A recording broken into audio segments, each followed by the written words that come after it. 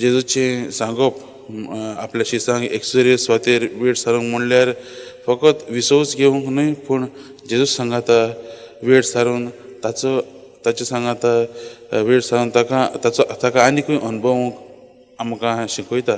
आनी हेंच आमकां जेजू करूंक आपयता की आपणाच सांगाता वेळ सारूंक. कित्याक जेन्ना आमी देवा जेजू लागीं वेळ सारतात म्हाज्या भावान भयणो, आमकां जेजू घोटाय दिता आपल्या ह्या मिसावांत फुडें वचूंक. ह्या मिसावांक आमकां बळ आनी शक्ती मेळटा.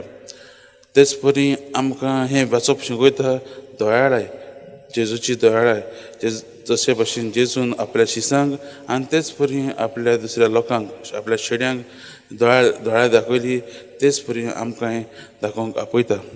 तर मोगाच्या भावान भयणो, ह्यो शिकवण्यो आमी आमचे मतीन दवरुया आनी जेजूच्या कार्यान जे आमी भाग घेतलेले आसात, तर एक क्रिस्तांव पाटलादार जावन आसा, जेजूची मिशनार आमकां आपयल्लीं आसात.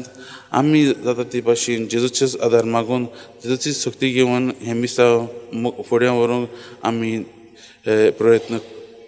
प्रयत्न करुया, आमी वावरुया.